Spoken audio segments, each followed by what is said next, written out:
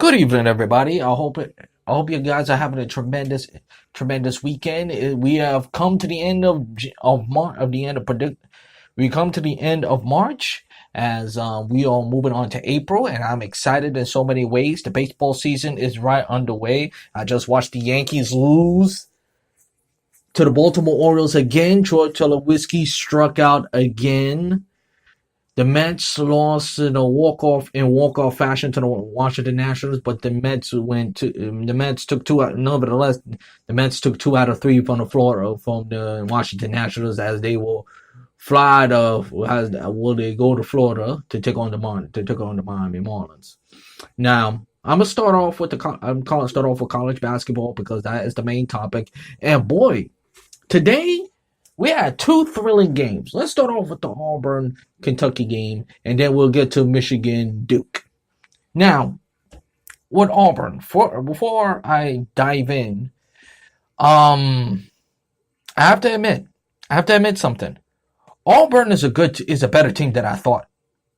I I see why North Carolina lost the game. I see why North Carolina lost the game. I didn't watch the highlights, however, but North Carolina, even though yes, you want North Carolina to go every year, and they are good. North Carolina has always been a solid team, and I'm sure they'll be there next year. But Bruce Pearl is a hell of a coach.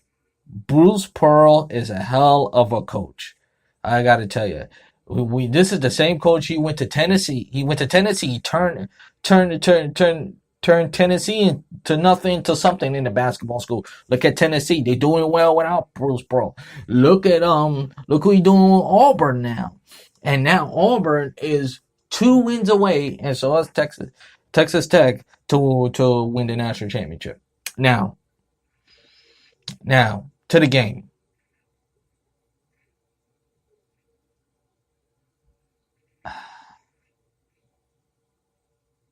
The way I feel about the game, and I watch the game top to bottom.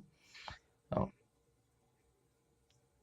Kentucky, even though to me Kentucky didn't go away quietly, Kentucky had chances.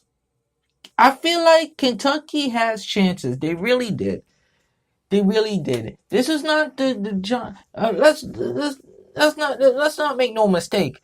Kentucky had a quiet year for a team who got to the lead eight. Kentucky got into Kentucky really had a quiet year and a productive year, and they ain't had no superstars this year except for PJ Anderson is not really a superstar. He's not your DeMarcus Russell. I keep saying DeMarcus Russell. DeMarcus Cousins. He's not John Wall. He's not Anthony Davis in Kentucky's past under John Calipari. However, John Calipari always do a superb job of getting the team ready for March. And then the result, Kentucky was close. Kentucky had them towards the second half, and then in overtime, Auburn just took over and never looked back. That's basically what happened. And give kudos to Bruce Pearl, who did a solid job.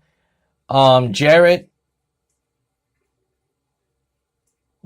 is a hell of a Jarrett. I don't remember his last. I don't remember the kid name last. I don't remember his last name on top of my head, but he's a good solid basketball player. Really good. A leader. But it's fair to say, out of all the road to the Final Four, I think we could all agree, folks, that Auburn had the hardest. They almost lost to New Mexico State. Let's not forget, this is the same Auburn team who almost lost to New Mexico State. Then they blew out Kansas. Kansas did not have a Kansas year. They really didn't. They didn't win the Big 12 regular season or the tournament. So let's keep that in mind. Then they beat North Carolina. North Carolina won the ACC regular, split the ACC. I think they were called ACC regular, but they win the tournament. Who's a high and a high offensive team. So we got to keep that in perspective. We have to take that in consideration. And as I was told by my brother and yours truly, because I'm a North Carolina fan, that I thought they was gonna go win the whole thing, but that wasn't the case, and they beat North Carolina. Then they beat Kentucky, who, let's be honest, again, Kentucky had a quiet year. Kentucky did not make any noise this year at all, from the beginning of the season to now. From the middle of November, or should I say October, till now, they didn't make no noise, none whatsoever. So let's keep that in mind. So Auburn to get all the way to the Final Four is really remarkable. And Charles Barkley said it correct. Charles Barkley is 100% correct. This is the single-handed greatest season Auburn in Auburn ever had for basketball perspective. So it should be a lot of fun. And on the game. The game was a thrilling game from top to bottom, from the beginning, from basically to the beginning of the second half. That's when the games really start getting interesting. I thought Kentucky had chances. They had a chance to win, but you gotta make your free throws, and that's why I keep saying you can tell when a team win and when a team lose. When you don't make your free throws. Once you don't make your free throws, you're done. It's over. You can pretty much forget it. And better luck next year for Kentucky. Now, let's move on to the second game with Michigan State and Duke. I don't know about you folks, but in my view, I thought this game was much better than Kansas Duke for this particular reason. It wasn't no double-digit lead. This game was close. The biggest lead was 16 points combined. Michigan State, Michigan biggest lead was 7. Duke biggest lead was 9. So 12. It was 15 lead changes, 10 ties. So it was pretty much back and forth from the beginning of the game. It really was from the beginning of the game, and Zion did his thing. J.R. Barrett did not make a lot of shots. He that last free throw he missed was very critical, because it cost him the game. And I thought to myself, when the game was tied, this game was going to go to overtime.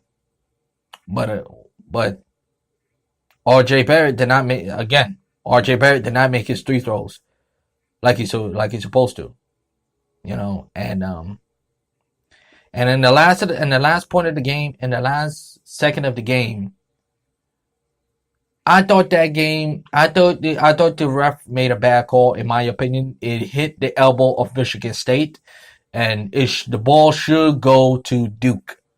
Duke should have got the ball back. Now, how they set it up, I want to know, but who knows? There's a lot of things to say about this game, and a lot of things to say about Duke. Let's start with Duke. Eventually,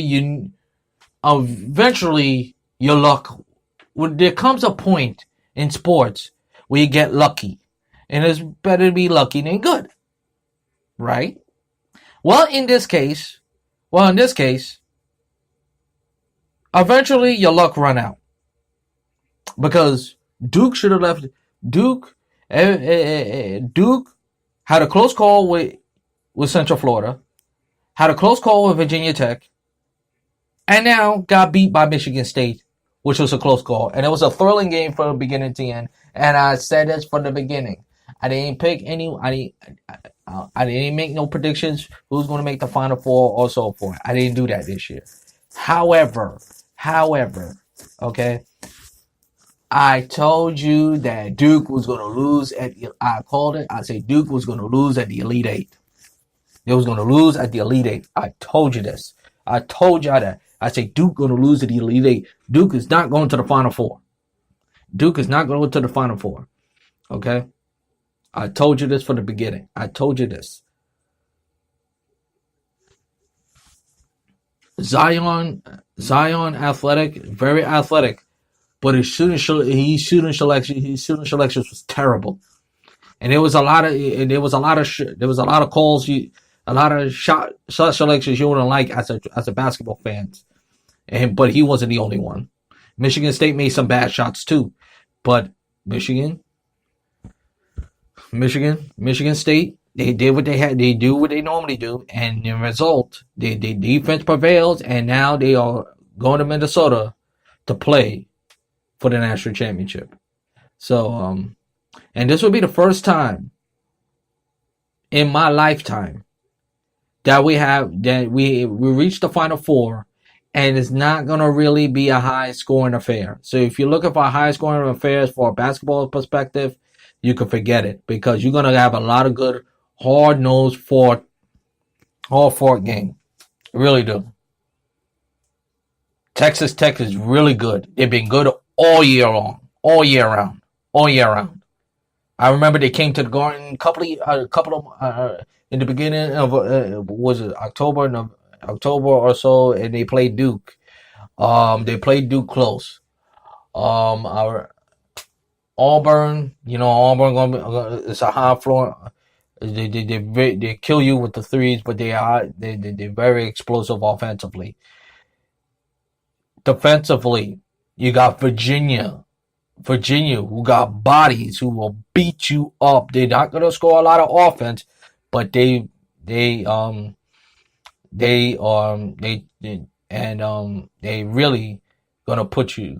gonna beat you up physically. And let me add this with Virginia too. What a turnaround! I have to admit, it was a big turnaround for Virginia. The first 16 seed, they lost. They were the first one seed to get knocked out of the first round, and now they went to the Final Four. They are at the Final Four for the first time since 1984. So kudos to the Virginia Cavaliers, and the only ACC out of all the ACC teams that's in there, the only ACC team that's left is Virginia. What do you know? Hey, they had a hell of a season, and don't be surprised it would be who we get to the end. And how can I forget about Michigan State? Michigan State is just a tough team.